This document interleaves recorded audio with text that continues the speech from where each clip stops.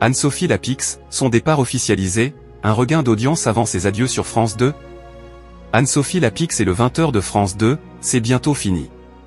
La journaliste quittera les fonctions qui étaient les siennes depuis 8 saisons en juillet prochain. Si Anne-Sophie Lapix se savait déjà condamnée en tenant les rênes du 20h, lundi 26 mai 2025, la journaliste a présenté le lendemain son premier JT après l'annonce de son éviction. Arrivée à la rentrée 2017, Anne-Sophie Lapix vit donc ses dernières semaines en qualité de « reine du 20h » de France 2. Delphine Ernotte avait annoncé la couleur. Elle a bien vu rouge et appuyé sur le bouton.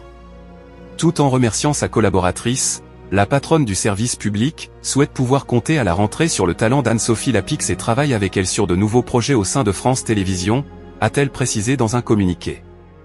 Des audiences en berne et quelques fâcheries avec plusieurs personnalités politiques ont eu raison du parcours de la journaliste sur l'un des fauteuils les plus dorés du petit écran. Gilles Boulot reste maître à bord. Mardi 27 mai, la journaliste s'est intéressée à la bonne santé du tourisme français, qui s'expliquerait par une désertion des États-Unis de Donald Trump. Le vote à l'Assemblée nationale de la loi sur la fin de vie, le décès de 2 enfants dans l'incendie d'une maison du Nord, ainsi que la nouvelle tentative d'enlèvement à Nantes d'une personnalité liée aux crypto-monnaies, ont figuré parmi les sujets développés. L'effet de curiosité attendra pour la future ex-présentatrice du 20h. Sur la lignée de sa dynamique descendante, Anne-Sophie Lapix n'a pas tenu la barre face à TF1 en mobilisant 3,05 millions de curieux de 19h58 à 20h27, correspondant à une part de marché à hauteur de 17,3%. La suite a pu compter sur 3,33 millions de curieux, soit 17,8% des téléspectateurs.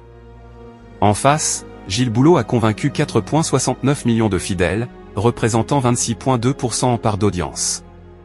Anne-Sophie Lapix toujours en difficulté.